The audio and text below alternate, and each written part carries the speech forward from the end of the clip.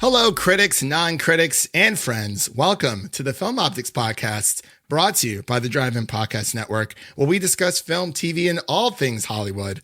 I am your host, Christian, and I'm joined by two special guests, two friends of the show. We have Brendan Cassidy from In Session Film and Matt Wyatt to continue our celebration of the 20 years of magic with Harry Potter and the Chamber of Secrets. How are you guys doing today? Oh, feeling magical, if I do say so myself. Matt, what about you? Yeah, I'm so glad to be back on the show again with you guys, and can't wait to geek out for Harry Potter. Heck yeah, man, it's crazy. So, Brendan, I believe you are an Eagles fan, correct? I'm a Steelers fan. Oh, actually. Are you? Oh, okay. My Steelers brother, and I got you. And I guess for some context for everyone listening, I do live in the Philadelphia area, so that would probably make me a bit of a traitor to some sports fans out there. But it's just who I grew up watching. So in some ways, it's like my unofficial home team, if that makes any sense. But yeah, Steelers fan primarily. Nice. I think that deserves a nice little round of applause there. That's nice. I like that. I appreciate it. Yes, yeah. If you haven't noticed, I'm also a Steelers fan. Originally from Cleveland, Ohio. Very dangerous place to be a Steelers fan. Yeah. We have our nice little hiding spots. Diagon Alley, all that jazz. Just like in the Wizarding World, there's not too many of us out there in Cleveland, as far as people may know. But yeah, we kind of just hide around, we're hiding in plain sight. It's very easy. Like I got my Batman logo on today. I was going to wear my Steelers shirt because I believe we play the Seahawks today.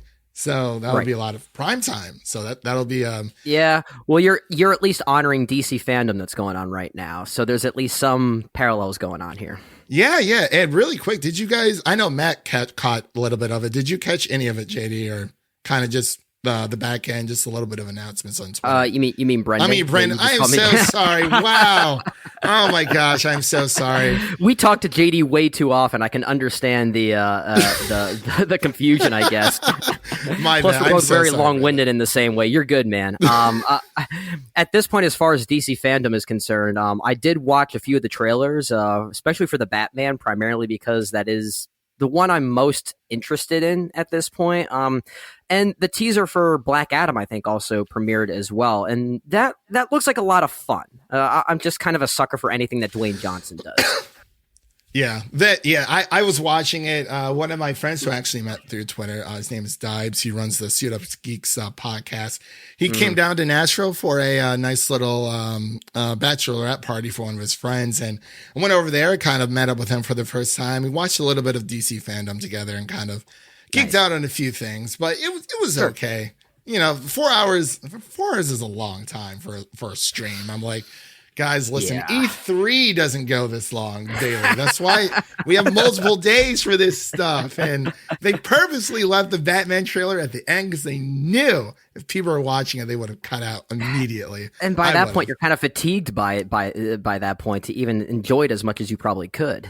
Yeah. It was like, the pacing. Netflix had like their Tadam event like earlier a few weeks ago. And I was like, can we just trim this down to like an hour and a half, maybe 2 hours, and just go home? It'd be great. I don't have to build my entire day around it. I think that's fair.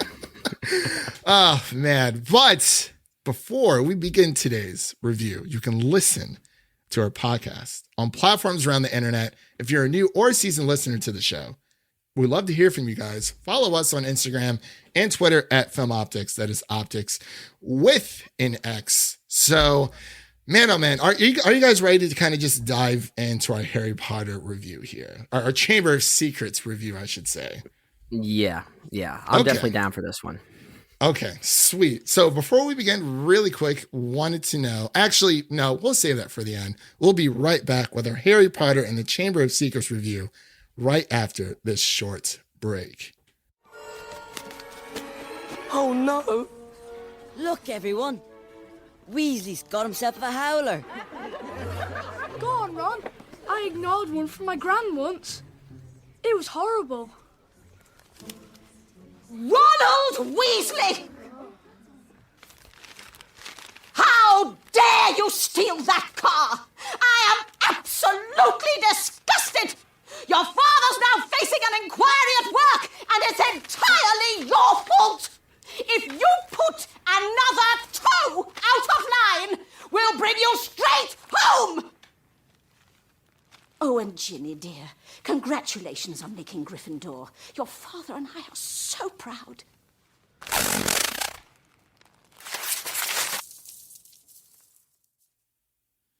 All right, and we are back with our Harry Potter and the Chamber of Secrets review. Of course, this is directed by Christopher Columbus, and the novel was written by J.K. Rowling, and the screenplay was also written by Steve Kloves as well, and starring Daniel Radcliffe, Rupert Grint, and Emma Watson. And the story is as follows. Actually, I forgot to put the story part in, but yeah, if you haven't watched Harry Potter and the Chamber of Secrets right now, I don't know what you're doing with your life, but go watch it.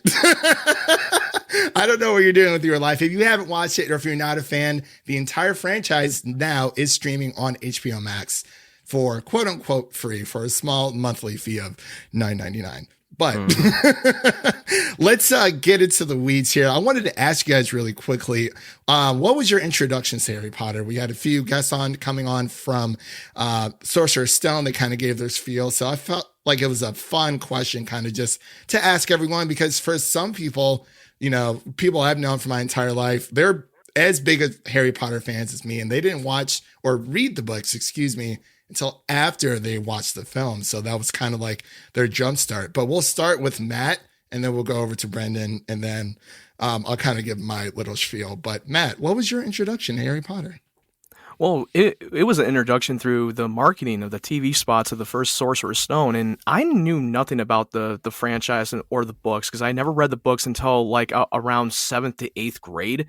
And like when I first went to go see the Sorcerer's Stone, I fell in love with it. My grandma took me to go see it in the theater, and I fell in love with that world, and I watched it so many times on DVD.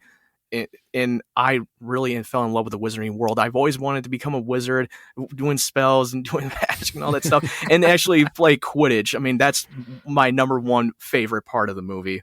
Yeah, me and Matt were talking a little bit before about there was a Harry Potter Quidditch game, like early 2000s, back when, you know, they made video games for every movie adaptation of a book. You know, you had to cover all the trifecta there. So we were talking about that. I played that a lot in my my hometown library, so that was a lot of fun. But Brendan, what was your introduction to Harry Potter? I feel like it is somewhat similar to Matt's here. I did try to read the first book, Harry Potter and the Sorcerer's Stone, I think in maybe 5th grade, and I did have a hard time getting into it. I think my mindset was really just more into different genres and different things. I was reading a lot of Hardy Boys, of all things, at that time. But then the release of Harry Potter and the Sorcerer's Stone, the movie, piqued my interest because I really loved that at that time. That was sort of like this eye-opening experience for me when it came to film at that age. And that came out in 2001. I was in 5th or 6th grade. I was in 6th grade at the time, if I'm not mistaken. And as we talked about on our review at Evan Session Film Christian, that you joined us for the Fellowship of the Ring, when we did our Lord of the Rings movie series, we kind of had more of a relationship with Harry Potter because of the innocence. And I do think that first film captured that very well. And that's what triggered me to go back and start reading the books after seeing that first film. Okay. Yeah. So if you haven't listened to our Sorcerer's Stone review, if Chamber of Secrets is one of your favorite movies, like it is mine, of the franchise, for me, for you guys just listening, especially everyone who's on the podcast right now. So my first grade teacher read us the first book. I think it was around maybe like a chapter a week. And we were kind of just, like, you know, she would do like the voices and everything. Like, she really got into it, and nice. we loved it. Absolutely loved it. And it was like last thing we would do, like on a Friday before we went home for the weekend, things of that nature. But we just, like, you know, I was in like first grade, so we knew of Harry Potter, but we didn't know who J.K. Rowling was. I thought it was very brilliant for a publicist to be like, yo, you know, put your initials, because at the time, unfortunately, you know, women who wrote books weren't as well received by, you know, everyone else in that industry, but it really just sparked a magic for me. And then, of course, you know, the movies came out. My mom took me to every single, not necessarily like premiere, but as soon as the movie came out like that weekend, she took me to every single one. Sure. Fortunately, she almost dipped out after Azkaban because she said it was got a little too dark for her. And I was like, Mom, we gotta go. We gotta go. That's the trajectory of the books, though. Yeah. Because I mean, of course, I would read them at school, things of that nature. But when I was younger, I hated reading books that people told me what to read. And just in general, like I hated just reading for some reason. And then Harry Potter is kind of like what got me back into reading and things of that nature. So everything kind of just boiled from there. I think, this year is the 20th anniversary of the first film, but you know, they're celebrating everything's Harry Potter this year, as well as Lord of the Rings and Xbox, by the way, November 15th. Man, so 2001 was a hell of a year. It really was. 9 years feel old. old. I feel 9 years old. old is when not Chamber of Secrets, but Sorcerer's Stone came out, and I was like, wow, has it really been that long? Like, I'm with you, Matt. I feel old as well. I mean, this podcast was supposed to be fun. Now I just feel old. This is now the Reminiscence podcast. And how do you feel about that? Right. Nostalgic. Yeah, it definitely has a lot of, Harry Potter means so many things to so many people. I haven't been able to go to Harry Potter World myself. But I've seen, many of videos from a lot of my friends. I just want to go. Like, I think it's time, but man, oh man, 9-year-old me will eat that stuff up. Like super, super crazy. It's insane. But I also wanted to ask you guys before we kind of get into the film, do you guys have a Hogwarts house? Like what is the house that you identify with, the one that you stand with throughout the test of time?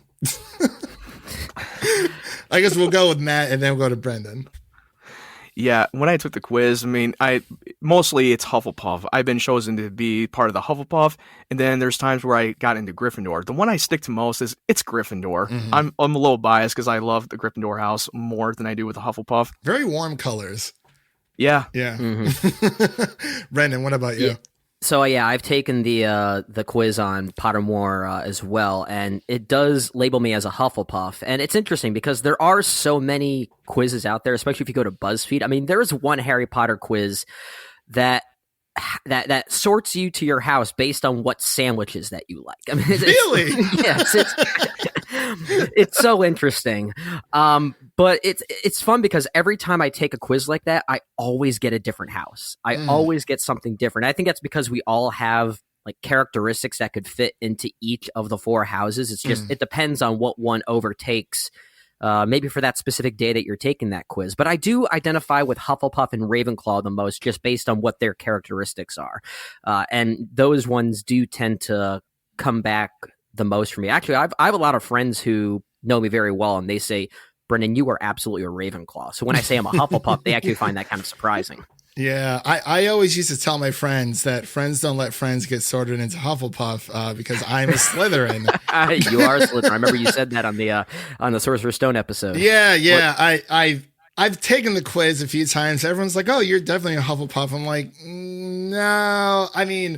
Not Slytherin is not a bad house. I will say this in every single movie series. Oh yeah, you guys talked about that a lot. It does get a bad rap because we are hearing these stories from Harry's perspective, and he obviously has a very skewed and maybe narrow-minded view of Slytherin. But Slytherin has some really good characteristics to them. They just happen to have a history that some people tend to frown upon, if that makes any sense. Right. But there's nothing wrong with that. Yeah. Then I might come off as a narrow-minded because I think Slytherin are full of jerks, jerk face. And this is why you're a Gryffindor. Exactly. Well, I've read into it. Gryffindor and Slytherin, they're literally two sides of the same coin. And as much as the film, especially Chamber of Secrets, it paints, obviously the entire series paints, Gryffindor on like this golden light, like, oh yeah, they're the best house, whatever. I will say there's a lot of shady characters in Slytherin. I'm not saying that there isn't, but it's more of Gryffindors don't like Slytherins because of like their cunning nature, their resourcefulness. But Slytherins don't like Gryffindors because Gryffindors can be very boastful when it comes to courage and things of that nature. So I see, both sides of the coin, like why they don't. Yeah. There's a chivalry to members in Gryffindor for sure, and that could be a very good thing. But I can't remember if it was either Nicole or Amy on the Sorcerer's Stone episode you guys did last week that mentioned that even Harry himself is kind of a jerk you think about it. So, I mean, as brave as many Gryffindors are, there were a lot of bullies in Gryffindor too. Oh, yeah. And I mean, even James Potter is another great example of that. Oh yeah, we found out that when he went to Snape's memory, he saw that Snape was being bullied by his own dad. Yeah. James Potter was the bully. Yeah. And that is why Snape hates Harry with a passion. Yeah, I know. That's why he hates them. And It's such a bad thing. and the whole relationship to Lily as well. Yeah. It's, and you see, I mean, you see the more sensitive side of Snape, but yeah, Slytherin's for the win. So I want to let you guys know that. Just want to rip the Band-Aid off right now. And this is why I'm a Hufflepuff, because I look at this, it's like, you know what? I don't care. I'm impartial. I'm open-minded to all this. You guys be you. Yeah, it's it's all. I mean, it is a funny thing because we're 20, in our 20s still talking about Harry Potter, and it's like I just love how life-changing it's been for a lot of people, especially for J.K. Rowling, writing these books, with her story and her come up. So it's, I mean, at one time she was like, I think she was more famous than Oprah, or had more money than Oprah at one point. For a brief moment, yeah. For a brief moment. So it's, regardless of her political views or whatever, still love the franchise. So I kind of have to tell people that, like, hey, even though you're not maybe the biggest fan of JK anymore, doesn't mean you can't still appreciate the thing that she gives to the world. So. If you could separate the person from the art. Not everyone's able to do that, which I think that's certainly fair. But if you can, then you could still acknowledge it that individual made some great works regardless. Yeah, absolutely. It's a classic hero's tale. So I guess let's just get into breaking down the film. Wanted to ask you guys, did you guys get a chance to rewatch this before the podcast? I mean, I usually do, just because it has been about a year. I do usually watch these on a yearly basis, but I've seen them God knows how many times. But I guess we'll start with Brendan and then we'll go to Matt. Did you guys get a chance to rewatch it? And just your initial thoughts of rewatching it. Did you notice anything new, or kind of does your feeling still stay the same of Chamber of Secrets? I did rewatch this one, and it may not have even mattered because so many of these movies are kind of engraved into my memory at this point, since, like you, Christian, I've seen them so many times. And I often say to myself when I revisit films that I loved in my childhood that I'm always afraid to rewatch them now as a film critic, because if you notice things that you don't like nowadays, when you look at it through more of a critical lens, you find yourself disappointed if things don't hold up. But it's also rewarding at the same time too if it goes in the other direction. If a film does hold up and it's like, man, I used to like a good movie as a child. I guess I was a smart kid. I will say this: when I first saw Chamber of Secrets, when it first opened, I loved it. I liked it just as much as Sorcerer's Stone. And I love that there was a slight aesthetic difference to it when compared to Sorcerer's Stone. It's not quite as fluffy, pun intended. But there is a sinister quality to it that I think does, create this trajectory of where the rest of these films are tonally going to go. But Chamber of Secrets, looking at it now through a more critical lens, it doesn't really hold up as well for me. So I don't mean to be the negative one here. There's a lot about the script writing that feels very plotty, if that makes any sense. This is the Harry Potter film that feels the most like it prioritizes story over anything else. And the way it moves, the way characters talk, it feels very expository. And I kept noticing those things. And this is also the film where you can sense how, people like Daniel Radcliffe, Rupert Grint, and Tom Felton were all apparently going through puberty at the exact same time. Yep. And I think it affects their performances a little bit. As far as child acting goes, I think this is the lesser of all of them for me. So there are qualities I still love nostalgically, but as a movie, it kind of wavered for me a little bit, sadly. Okay. All right. Matt, what about you? I mean, I get where you're coming from, Christian. What's your name? I forgot your name. Brandon. It's Brandon. JD. Yeah, No, Brandon.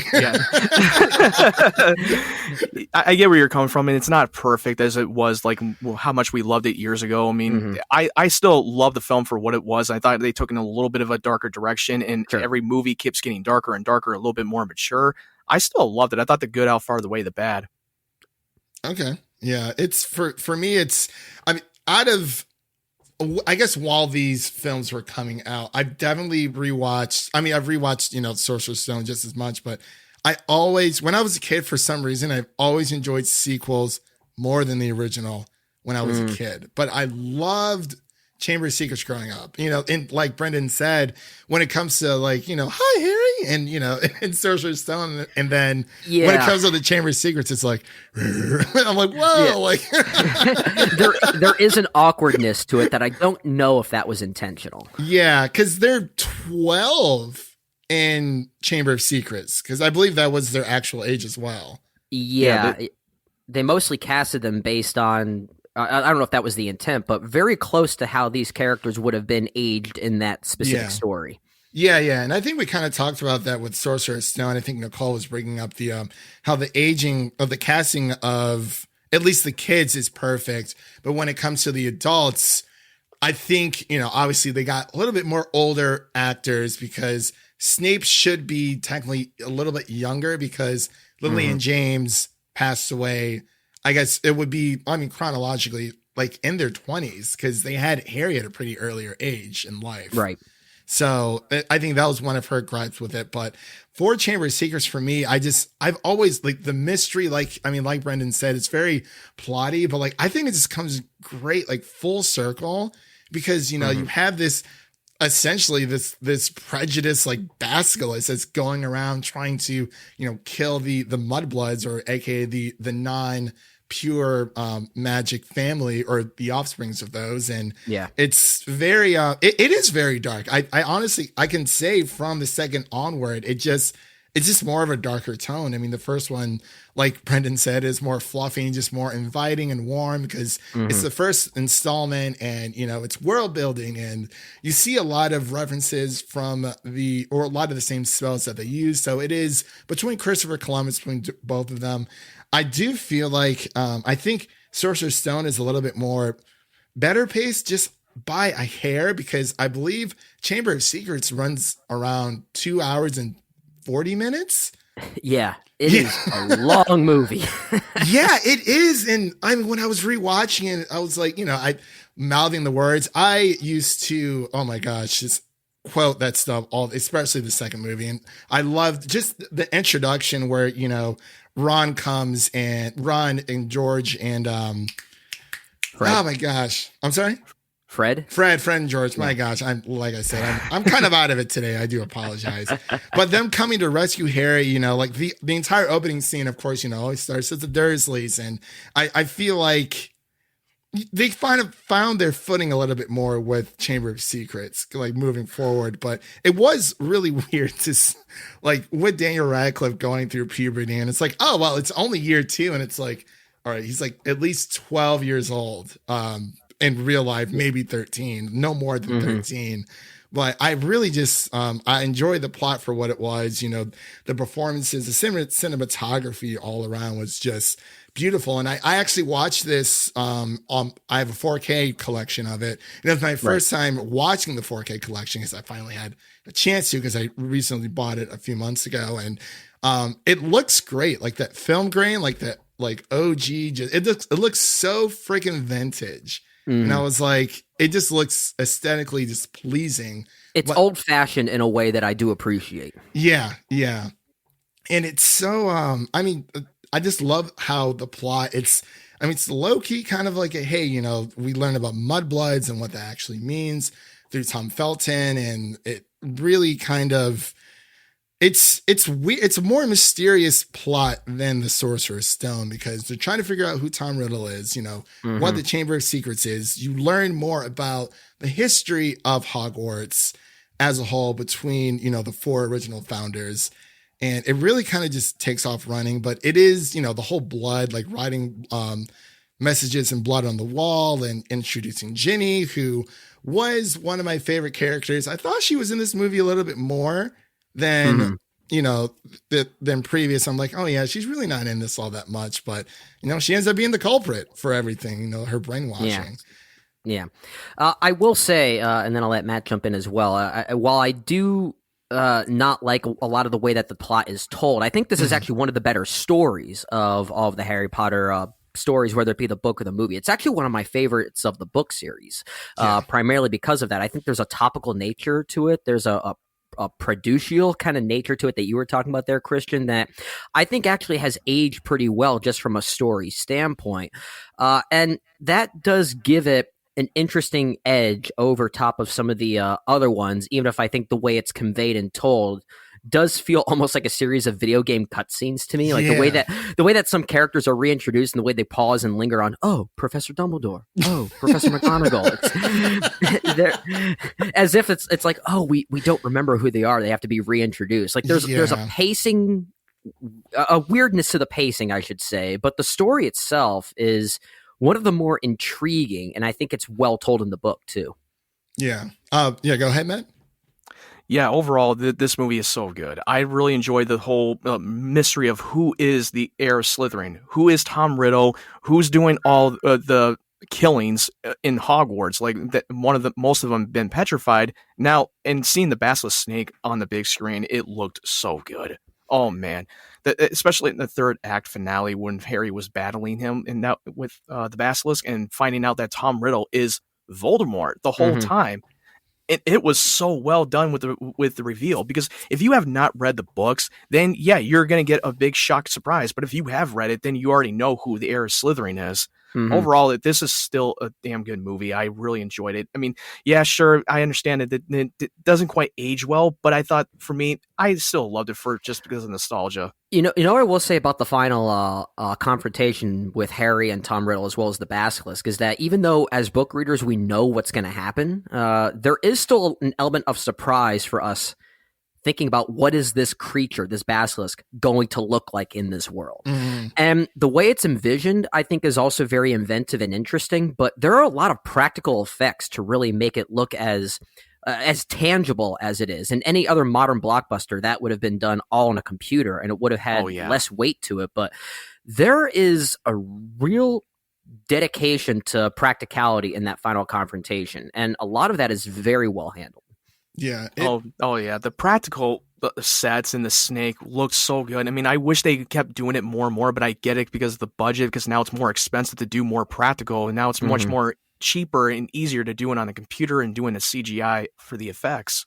Yeah, the effects is what got me. I just think throughout just the entire franchise, much like Lord of the Rings, like they just look so good, and just even the CGI from Lord of the Rings, and even you've seen it in for Chamber of Secrets, it holds up, and I'm not sure if that's a nostalgic lens that I'm looking through, but even like with the basilisk, it's like I was like, man, like I just forgot how good this snake actually looked, and when the Phoenix comes in, and kind of blinds the basilisk, you kind of sort of see it for a hot second, then it cuts over to like the outline shadow, because I'm assuming it's due to budget cuts. It's like, okay, we got to save it for that big, the snake kind of having like its brain like through the sword and whatnot. But I really like how, like, every single time we watch these movies, and I said this on the Sorcerer's Stone episode, like my brain just is like, oh yeah, like it like fast forwards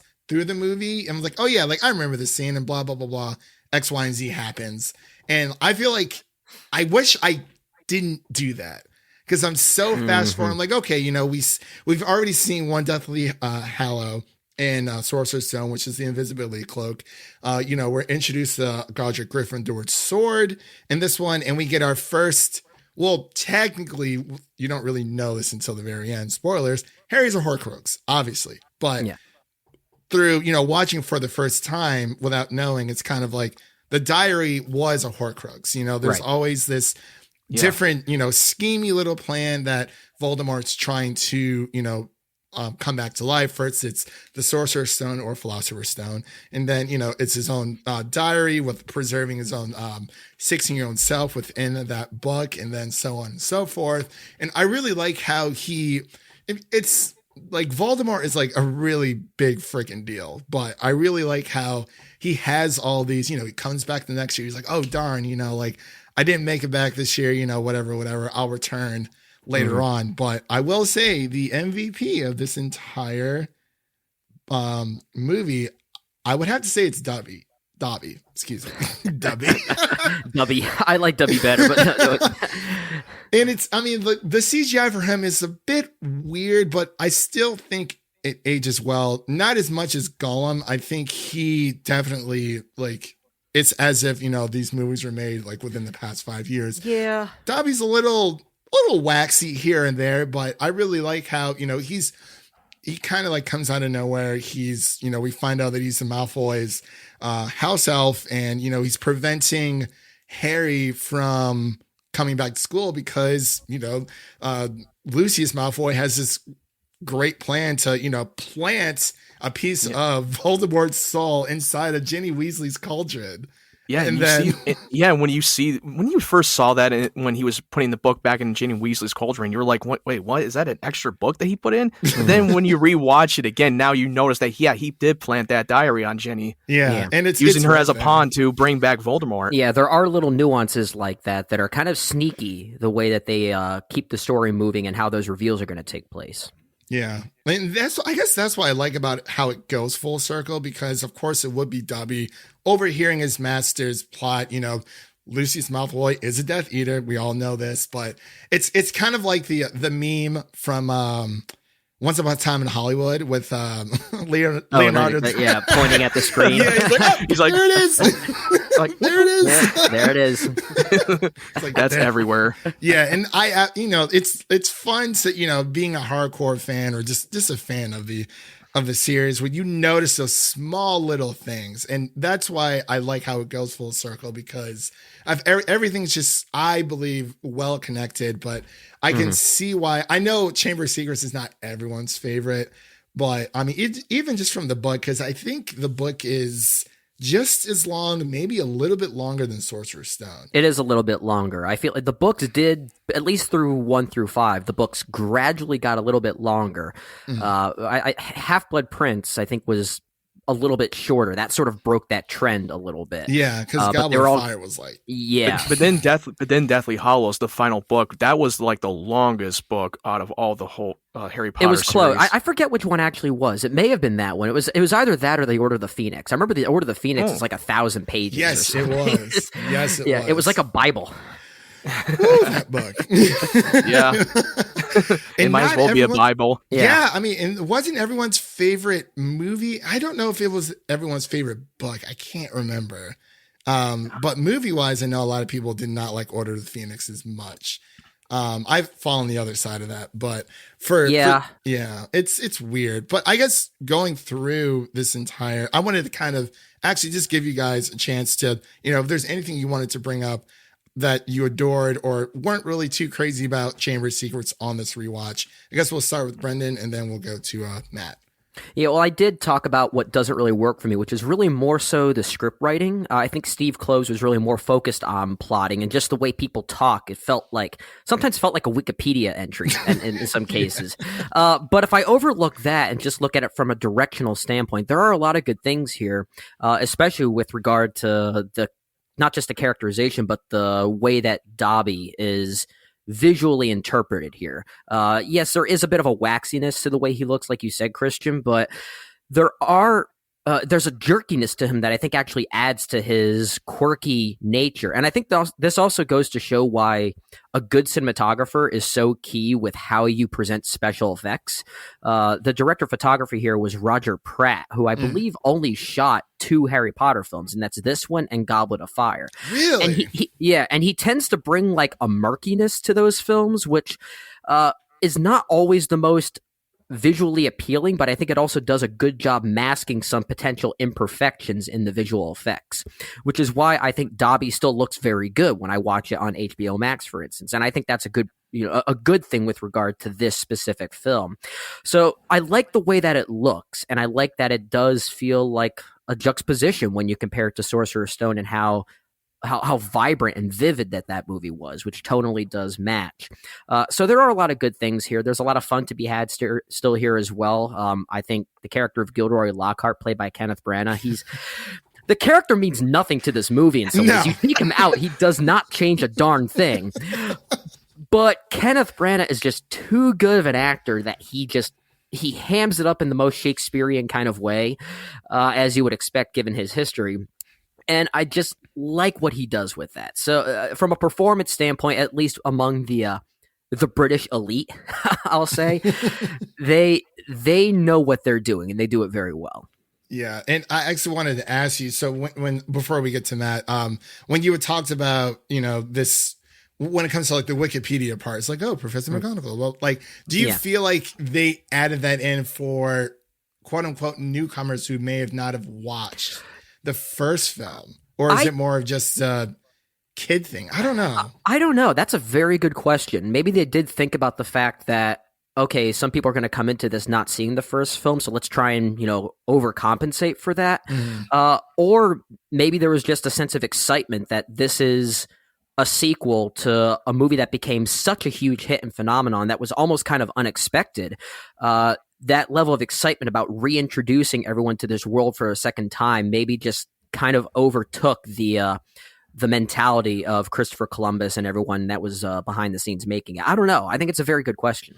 Yeah, because I've always wondered that, because it just seems nowadays when a sequel is made, it's like, oh, you don't have to watch the first one, like much like Halloween Kills I was talking to Matt about, and I feel like they kind of did a pretty good job where you don't necessarily have to watch 1978 and then 2018. I mean, there's a few references you might lose out on, but I feel like with Sorcerer's Stone and especially Chamber of Secrets, they're very well connected, of course, them both being directed by Chris Columbus. But yeah, I do agree with you on that. It's weird. I don't know. Maybe it's just a kid thing, or maybe just as we grow older, we notice those things. But there are sequences here that I think are really good from a storytelling standpoint, even visually. I think my favorite scene in this movie is a very simple one. It's the moment after the Quidditch match, after Harry has that terrible spell put on his arm and removes all the bones. It's the scene that comes after with him in the hospital wing, and you've got Draco Malfoy groaning like an idiot. And he's got hardly any friends surrounding him. And then you go to Harry, and his bed is surrounded by so many people. It's a little visual touch that just goes to show his sincerity and how people appreciate him for that. And I love that. It's a little touch that I think really goes to show how characterization can easily be conveyed without being told things. And I think it's a great scene. Yeah. You want to know why Draco doesn't get many friends around him in the hospital bed? Because he's a jerkwad. Because nobody likes him. Well, yeah, and we certainly already knew that. I just love the way that it visually portrays that. I think it's actually really well done. Yeah, Malfoy's groaning, and then the nurse comes in, and she's like, "You can go. Like, you're what fine." are you still doing here? I was like, stop groaning, boy. Harry has like half of his house, and like more so from all the other houses. Are you okay, I know. Harry? You're like, Harry, are you okay, Harry?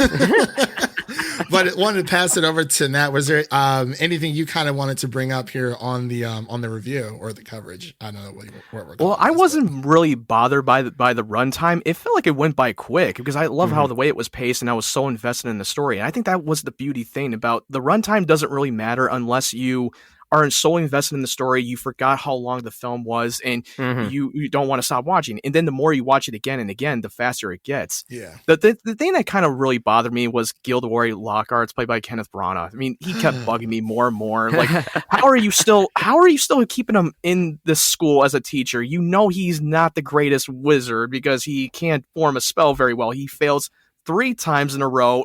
And he keeps bragging that he's like, oh, I'm the greatest wizard, I'm famous, blah, blah, blah. But I don't know why they still keep coming on. Like, he's full of BS.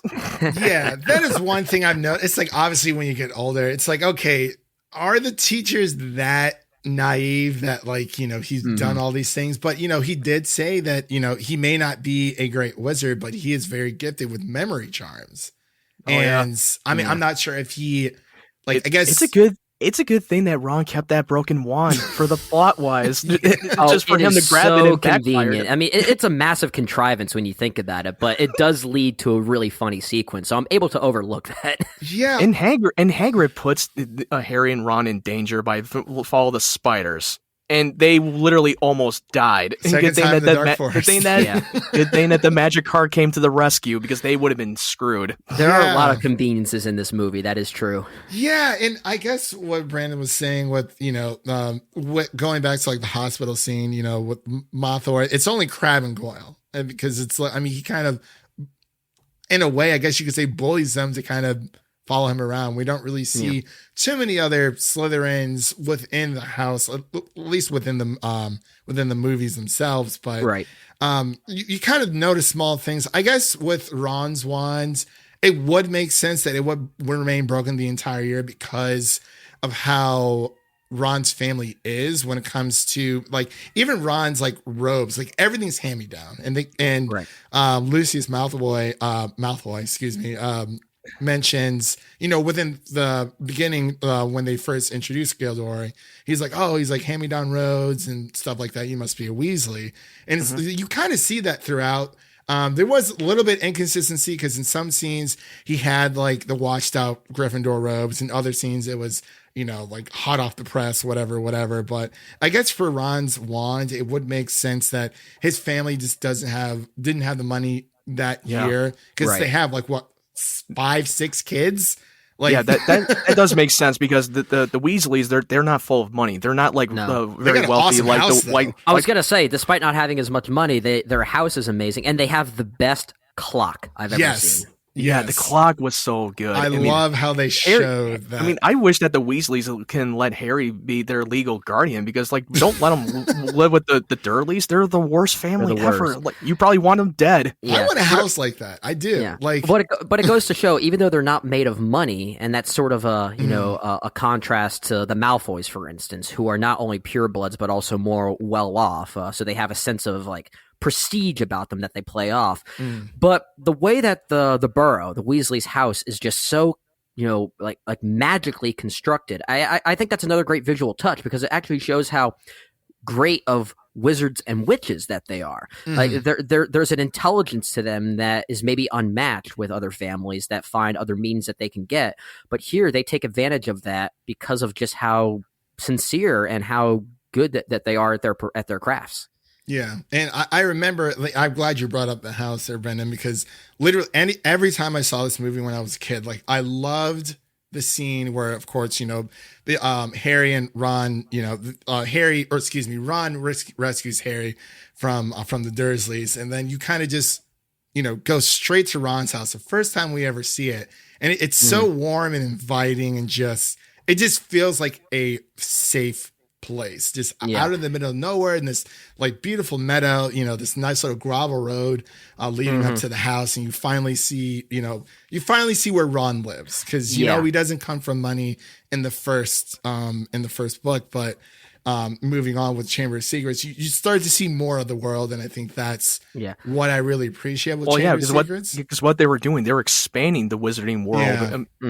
It's just the self-cleaning pan and whatnot, and like Brendan said, the clock, and it's just this tower of just like, I don't know, magic. And I love Harry's reaction to it. I mean, in all of these movies, there's like one moment where Harry sees magic as if he's seeing it for the first time. Even in like the Goblet of Fire, when they go to the Quidditch World Cup, and he walks into that tent and he says, "I love magic," and I'm thinking, you've been in school for over 3 years now. Is this still really new to you? You've seen and done it all. It's like, listen. But I kind of get it in this specific movie, is because he's only been there for 1 year. There's still a lot for him to learn. I have a feeling that he's probably not the best student that pays a lot of attention in class. Like Hermione, she's the bookworm. She knows everything before going into class. Yeah, and they really press in this movie that, they really wouldn't be anywhere without Hermione, even with her being petrified, because we do learn that Hermione is a mudblood like Harry's mother. even though Harry is pure blood, and even with the Weasleys, they are pure blood, but they don't come from a lot of money. And you kind of start to think that, well, okay, if the basilisk is only petrifying or attempting to kill because they haven't looked the basilisk straight in the eye like Moaning Myrtle, everyone else who's a pure blood is fine. I think because the reason why they don't die right away because they're staring at the basilisk at a reflective surface and not straight in the eye, not directly. Well, and that's why Moaning Myrtle, the girl that died in the bathroom, she stared at the eye directly at him and not at reflection. I guess like I think my biggest issue with Chamber of Secrets, as much as I've been gushing about it for like the past 50 minutes, is that you can kind of quickly learn is like, oh, the basilisk or something is happening to the mudbloods, the non, I'll just call them mudbloods. And so it's almost as if like, okay, you're starting to see a pattern, and it's like, okay, if the witches and wizards who are from pure blood families, nothing's happened to them because the basilisk's task was to essentially, eliminate the mudbloods from the school because Salazar Slytherin, out of all of the other founders, he wanted Hogwarts to be only for pure-blooded families, instead of the mudbloods. But I guess it's like, okay, well, obviously, like if it's only attacking mudbloods, then everyone else is fine. So it's like there is a danger to the school. Yeah, but the basilisk attacked that cat. Yeah, I know. Yeah. Oh, yeah, that's true. Well, I guess. Oh, Mrs. Norris. Mrs. Norris. Poor cat.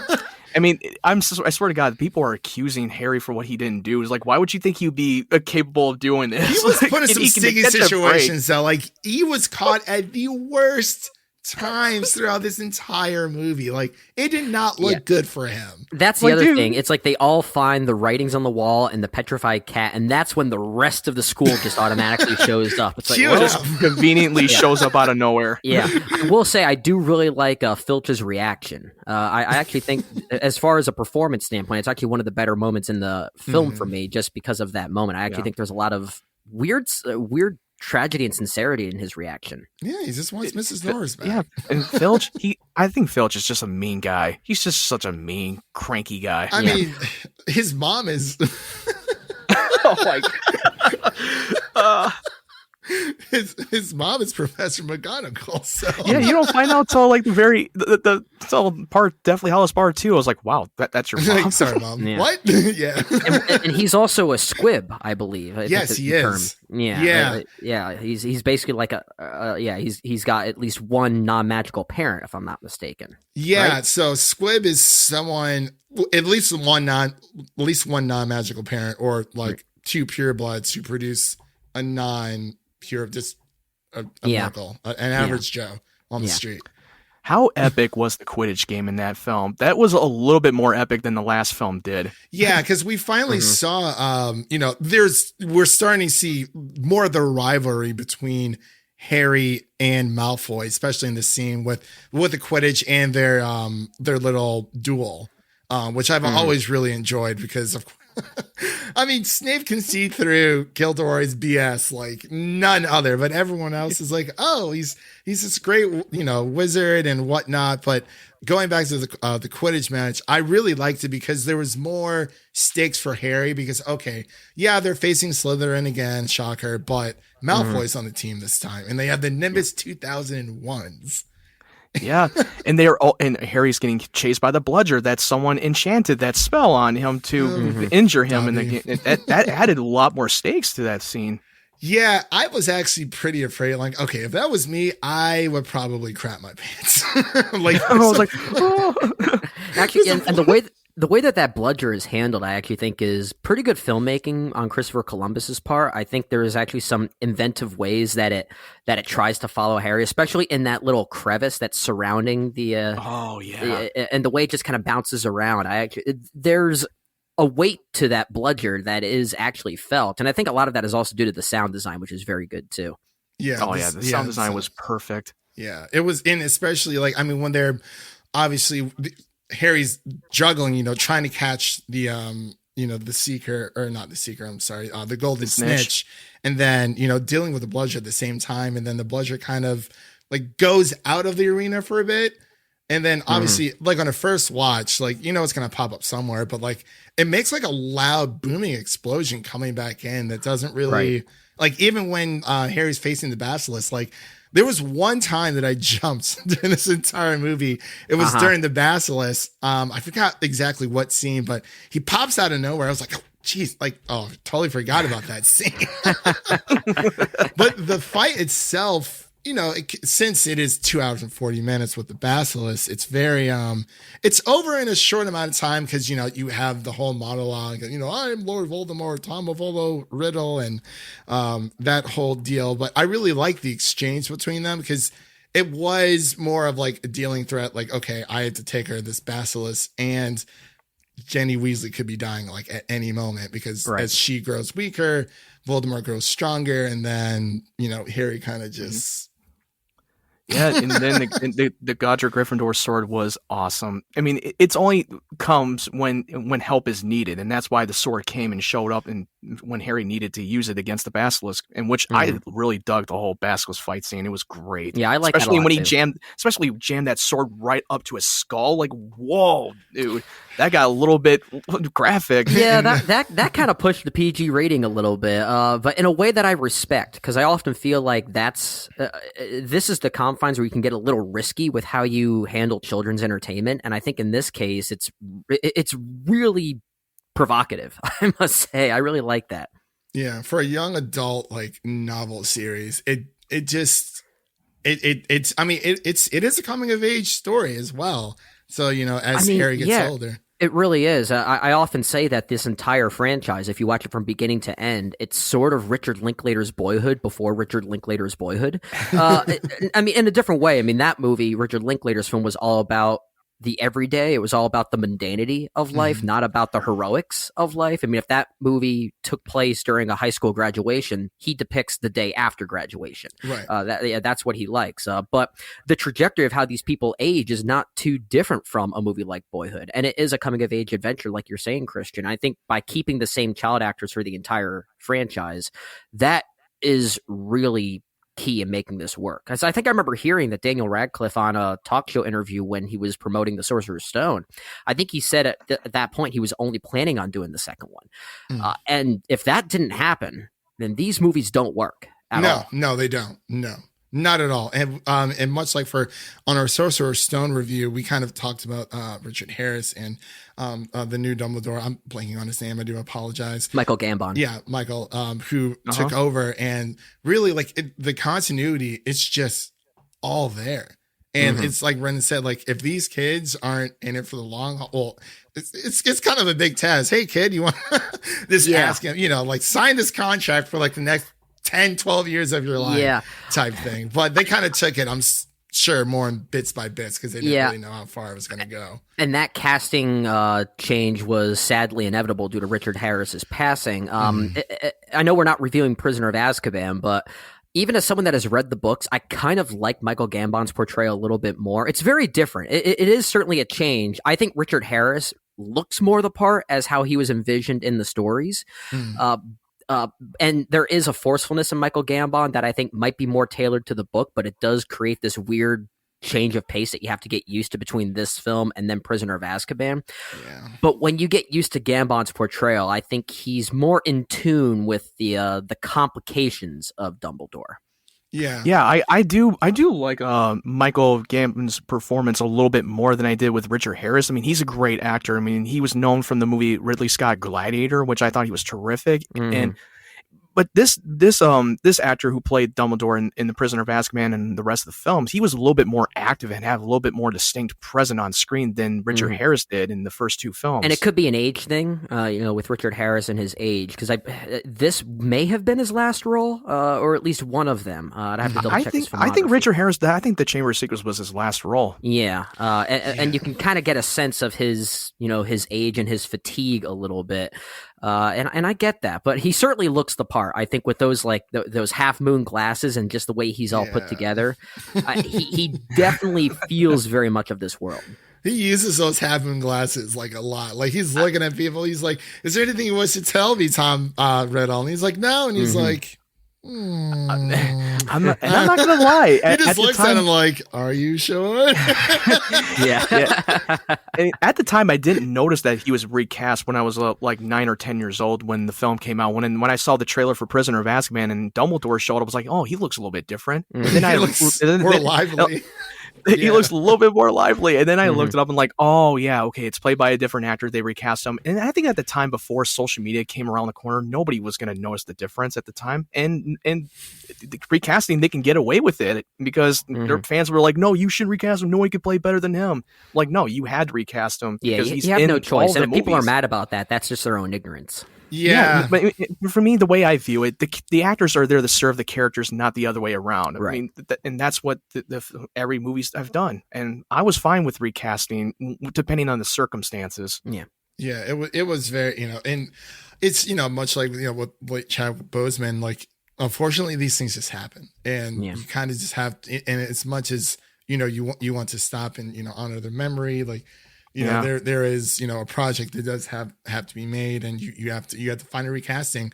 I mean, even if, an actor doesn't pass on, like, changes come all the time. Like even within Game of Thrones for The Mountain, I think it was played by like 3 different actors. So it's like, it's just, scheduling and just, contracts or whatever else it may be, when it comes to just recasting, you kind of just have to accept it and move on. If you don't like it, that's fine. But like it is what it is. Like you can't go in and change it. I still don't know how they're going to make a Black Panther movie without T'Challa's character in the film, because now they have no plans of recasting him anytime soon, which for me, I kind of wish they had, just because I want to see his story continue. I mean, it sucks that Chadwick Boseman passed, because that broke my heart when I first saw the news, and it caught me off guard. Yeah.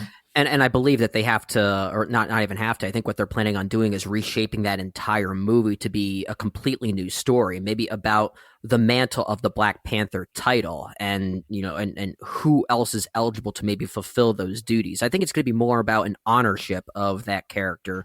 Yeah. In some ways, it's probably going to be a very standalone movie that doesn't have as much connectivity within the overarching MCU, which I'd be okay with. It probably wasn't the intent, but given the circumstances, it's like maybe they're taking that pause to, find that way to not necessarily recast him, but find who is best to, qualify for that role and what those attributes actually mean. Yeah, for sure. But yeah, I mean, when I was younger with Richard Harris, it was I didn't really know too much. I was like, okay, I know this isn't the same actor, but what happens to the other guy? And then my mom kind of told me what happened. And I mean, it's just very, very sad. Sure. But I guess I wanted to end off on the note, who was like, what was like your favorite performance in Chamber of Secrets? I know we've been talking for a bit. I didn't want to take too much of you guys' time this beautiful, beautiful Sunday. We got some football to watch. So oh man, no worries. It is a football day, and I keep on trying to look at my fantasy team to see how it's doing. I'll simply say the 2 performances that stand out to me the most are Shirley Henderson as Moaning Myrtle, who was almost 40 years old at this time. Really? Yeah, she was born in she's born in 1965, and she's just a great actress. Most people might not even know she played Babu Frick in Star Wars: The Rise of Skywalker. Yes. When you said almost 40, I was like, there's no way that was her age. But I'm like, oh, through the story. My bad. I'm sorry. I'm losing it today. But she was Babu Frick. Yeah. Yeah. So she's great, and I also love Julie Walters as Mrs. Weasley. I love her charisma. I think those 2 really stand out to me. Yeah, even like the Howler scene that I played earlier to segue in. I love that scene so much. Like, I mean, Ron is my favorite character, like out of any Harry Potter character there is. And it's just like his facial expressions, everything. Like he is the person who's giving like the more realistic approach to like these certain things. He's like, I got a Howler, and like his face, he's like, I'm in such deep crap right now. Everyone is watching. We're in the Great Hall, and then like that entire scene, his mom's just, just digging into him.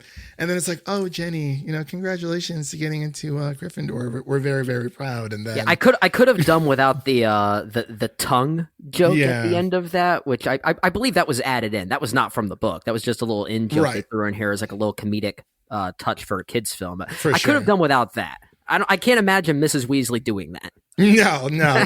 like that's. I'm not sure if that was actually her or if that was just what the Howler does at the end. Yeah, I guess we can assume that it's the Howler doing that. Yeah, there's no way they all end that way and just stick their tongues out at their subjects. It's like, I'm not gonna lie, but he should not have opened up that letter in front of everyone. He should have done that later when no one's in the room. Yeah, I mean that was humiliating. Well, I often think about that because doesn't Neville say, "I got one for my grandma once and it was horrible"? Yeah, and I'm thinking he said he ignored it. He ignored it from. Do you have to say it was horrible because you opened it in front of everyone, or did you do it privately? Because if that's the case, Ron, just open it in the Gryffindor common room. Yeah, I mean, we all know from seeing Ron is not the brightest light, out of anyone, out of the entire characters. But I love his reactions, and I think even in Goblet of Fire, he says like bloody hell like 20 or 25 times. Oh, that is a drinking game. Yeah, a drinking game. And I can't wait to rewatch that again because I love Goblet of Fire. I think that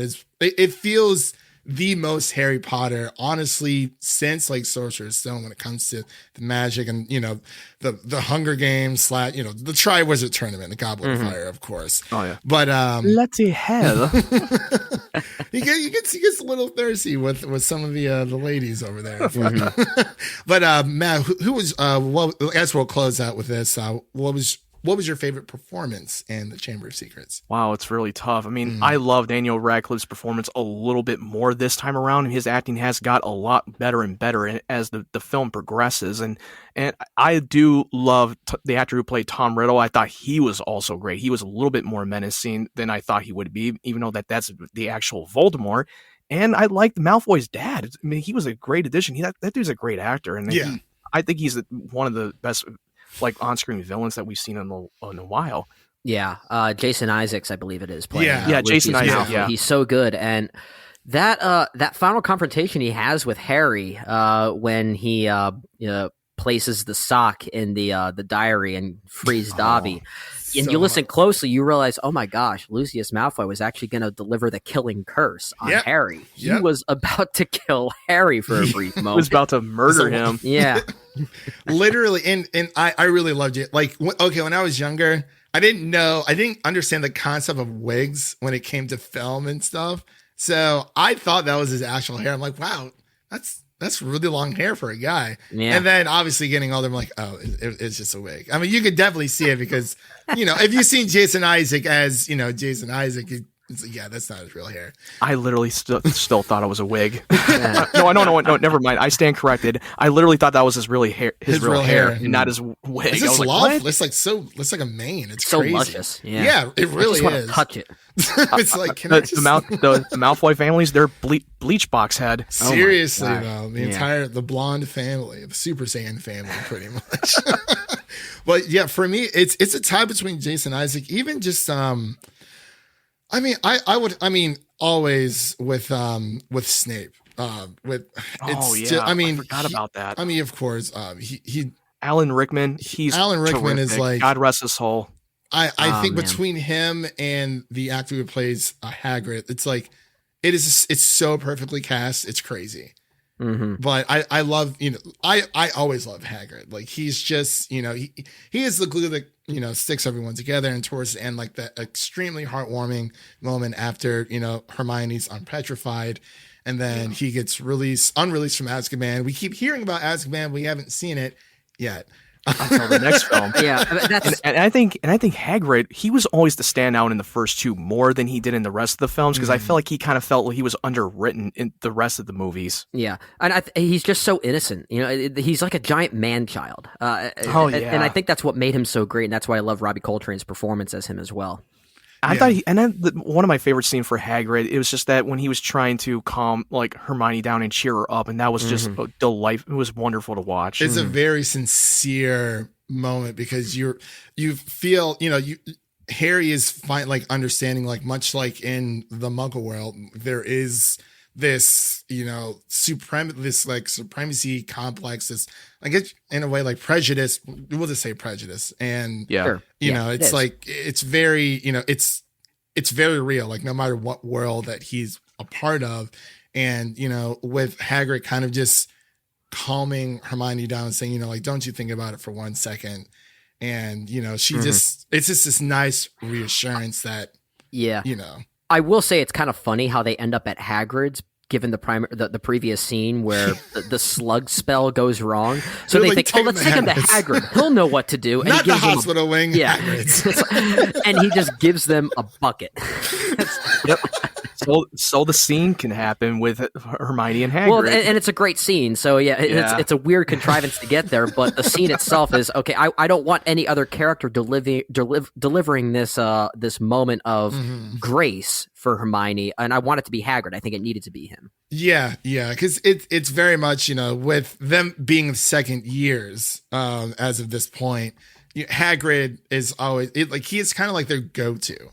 And it's like, like we could go to the hospital wing, but we might as well, it's just like, kids, excuse me, like with their parents, where's mom, where's dad, whoever is, that adult figure in their life, especially with Harry, because he has many, and it's like, you can't necessarily, you don't want to really bother Dumbledore, and then, Snape out of the picture. Yeah, because he's always been a jerk to Harry for all these years. And also, Harry's learning every new things every movie, because he hasn't grown up as a wizard. He's been grown up as a muggle all of his life, and he's just learning everything all at once. Yeah. It's like overwhelming to him. Yeah, it's like catching up pretty much 11 years, 12 years of his life. All these other kids, they're used to all this stuff. But yeah, because the kids who have grown up as a wizard, they have a lot more knowledge than Harry. Yeah, and with Hermione, it is more.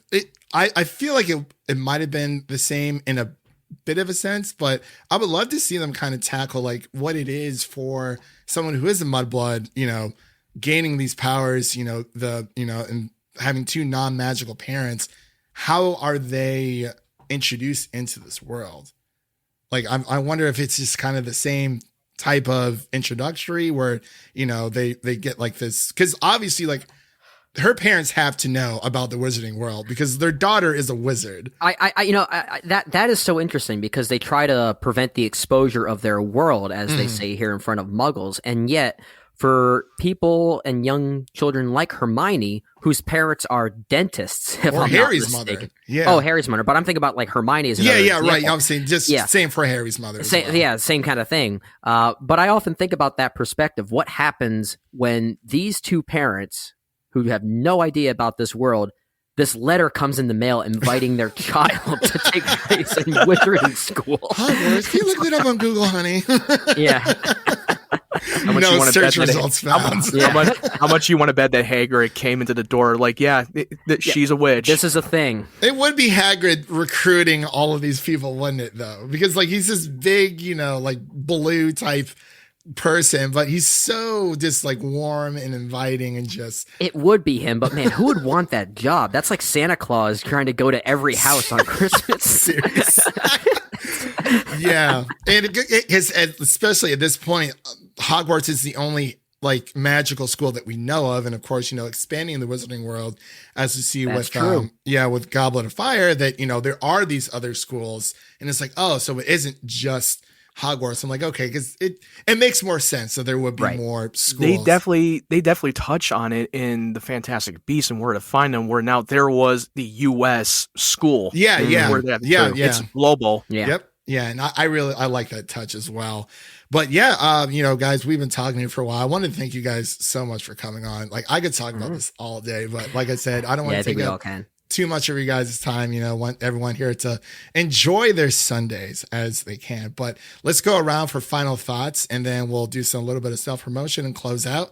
We'll start with Matt and with Brendan, and then I'll go, and we'll get out of here. Yeah, you can find me on Twitter just at MattWyatt651, and if you want to check out my other social media platform, the link is in the bio, and it's called Linktree, where you can just find me on Snapchat, Instagram, or Letterboxd, where I do my movie reviews there. Okay, Brendan, you have any final thoughts? Or Matt, sorry, did you have any final thoughts about the film before we head out? Yeah, I think the film kept getting better the more I watch it, especially when you watch the final installment of Deathly Hallows Part 2 and how it comes into full circle. You start to appreciate it the more you view the film. Okay. And Brendan, what about you? As far as final thoughts with this one, it isn't one of my favorites in the franchise anymore. I'd probably still give the edge to movies like Half-Blood Prince and Prisoner of Azkaban is probably my two favorites of the films, which is interesting because most of the book purists don't like those ones very much. They're the ones that veer a little bit further away from their source material and become a little bit more, I should say, a little looser in their portrayals of some of these stories. But I think aesthetically, from a filmmaking standpoint, they're the most artful for me, and I tend to respond to those more often. So it's those two as my favorites. But that's really my final thought on this. I do love this franchise, and I hope it picks up a little bit with what's it called? The Secrets of Dumbledore is the next Fantastic Beasts. Yeah, that's. I was so excited for Crimes of Grindelwald. We didn't commit any crimes, and I was like, "What?" Yeah, admittedly, I'm not the biggest fan of that Fantastic Beasts movie specifically. I thought the first one was fine. I thought it was okay. It was all right, but I literally nearly fell asleep watching the first one. Yeah, it was so boring. It reeks of like this obligatory sense, like they just had to make it to keep this franchise going in some way. But I didn't really feel any passion behind it. Yeah, there's no charisma. There's no characters that you like, and you don't feel like you're in that world. It just feels bland and forgettable. But this is what happens when you have a book writer like J.K. Rowling writing this screenplay, which it was not the smart move to do. Yeah. And you're making a movie that was based on a short book, a short story. Yeah, so you basically have to make it up as you go along, and it is proof that great novelists are not necessarily great screenwriters, or vice versa. I've sometimes seen great screenwriters try and write novels, and it doesn't work as well. It's a completely different art form and a different medium, which is why with this new one, I do see that Steve Kloves is coming on as a writer as well. So he's returning to the franchise yet again. So at least hopefully that makes it feel like a movie. Because that's the thing. Crimes of Grindelwald just didn't feel like a movie. It felt like a series of setups. Unfortunate events. It felt like a series of unfortunate events. Well said, Christian. I'm gonna pretend that Fantastic Beasts doesn't exist. It's not continuity. Oh, it's here. I'm gonna say I have the Blu-ray only because I love Harry Potter that much. I have it for the collection, and that's literally it. I paid like $15 for it on Black Friday or something. If they do continue this in some way, I mean, I think there are some speculations of some television show for HBO Max at some point. I don't really know what it's going to portray. They definitely said they're doing a television series for the Wizarding World of Harry Potter. I think they're going to, if I'm not mistaken, I think they are going to, it's a reboot with Sorcerer's Stone. And I've always wondered, I'm not entirely sure. This is what I've read. I can't remember. It was probably on We Got You Covered or whatever it's called. That's crappy. But anyway, that was a terrible example. But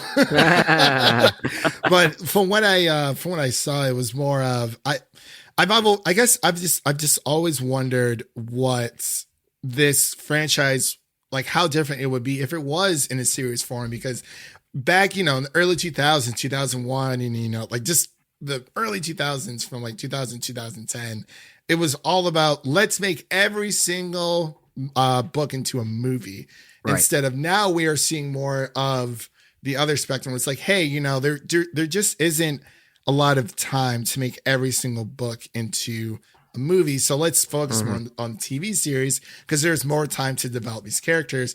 We've seen it, we're seeing it with Game of Thrones. So with Lock and Key, that's happening on Netflix, his Dark Materials as well, which I've actually really, really enjoyed so far. I know it doesn't get a lot of buzz, but from book to series, it does a pretty great freaking job and better than the Golden Compass. I really hope it's not a reboot in that sense, because these movies are only, we're celebrating 20 years. That's not that long. They're still very fresh in feels like people's forever. mind. Yeah, so I don't know what that show will be. I know some people really want to see this. What is it? This play called Harry Potter and the Cursed Child. Okay. If they make that, I really hope they change the story to get rid of the whole time turner stuff, because that I think it's a story that I'm surprised J.K. Rowling had some input on, because it feels like fan fiction. I don't think it's a great story. I think there's a great essence of a decent story there, but I think the way it goes is just way too. Okay, let's throw in as many references as we can because we know people know them. Speaking of like the book series to a TV show, Lord of the Rings has already been doing the same thing, and it's like the most expensive budget on anything like TV and film in general. Yeah, and apparently it is meant to take place way before what we also know with Lord of the Rings. Yeah. So there's like it's a different time period. So I guess I don't know if it's meant to still somehow interlock with Peter Jackson's films. I hear it does, but I'm just speculating at that point. It's supposed to be like around the second age of Middle Earth. Okay. I think, yeah. I mean, just from that one screenshot we saw, I was like, okay, yeah, this looks awesome. Yeah, Rivendell. This looks interesting. Yeah. Yeah, it does. But Brandon, where can everyone find you on the internet, and what is coming up on your side of the woods? So you can hear me talk a lot over on In Session Film, and all of our stuff is over at InSessionFilm.com. We've got some great writers there, including yours truly, Christian. And we've had some great reviews there from a website standpoint. But as far as the podcast is concerned, we've got myself and my co-host JD Duran running the main show, reviewing mostly the new releases for each weekend, which was certainly hard during a COVID year, but we're getting back into the swing of things. We're reviewing The Last Duel this weekend, the latest from Ridley Scott. We'll have some thoughts on that, and then we also have our extra film segment where Ryan McQuaid and Jay Ledbetter cover movie series, director series, some independent films that we don't have time for on the main show, and you can find all of that at InSessionFilm.com or at InSessionFilm, and you can find me specifically on Twitter at Brendan J. Cassidy. I'm pretty active there as well. All right. And of course, you can find all of our stuff over on Film Optix here on the Film Optix podcast. You won't find us on YouTube. We are an audio only podcast, much like many others out there. But man, oh man, coming up on our podcast, as of this recording, when this releases, our Halloween Kills and our The Last Duel review will be out as well. So definitely go ahead and check those out if you're listening right now, if you watch those over this past weekend. And of course, we have Dune coming up, which is going to be a lot of fun. And Last Night in Soho, French Dispatch. We're doing a lot this October, including continuing our movie series with the Harry Potter movie series, celebrating 20 years of magic. Coming up the following week, we will have Ryan McQuaid and Nicole Ackman coming back. Ryan was on our No Time to Die review. Definitely go check that out. He gushed about it a lot, him and Griffin. But yeah, we have for Prisoner of Azkaban, we have Ryan and we have Nicole Ackman coming back to review that. And definitely we'll love to have you guys on for, as we continue the series, it's a mighty task, but I'm just trying to take it 1 week. It's a mighty task, but we enjoy doing it. And I certainly appreciate you having us on, man. Oh. Yeah, and after talking about it, I want to finish the rest of the movies now. Well, how could you not? See, this is not work. This is not work for us. No, it's not. It seems like it from the outside, but like it's work, but it's work that you enjoy, and that's the thing that I've been listening to In Session Film for a very long time. I think they do great work over there. I appreciate it, man. Matt's been, killing it with his novel reviews over on Letterboxd, which I really do enjoy because I'll do like 1 to 2 sentences. I'm like, yeah, that's good enough. I just write my review and talk about what comes to my mind and just talking like I'm talking in one sentence and stuff, and I just never stop talking about it. And also, I forgot to mention that I'm coming back for tomorrow to talk covering The Last Duel. Yeah, that's right. He is. Oh my gosh, I totally forgot. I totally forgot about that. Yeah, he's coming back tomorrow to cover it with me, and we have Leah from Geekly Goods and Amanda from AMX NDA Reviews.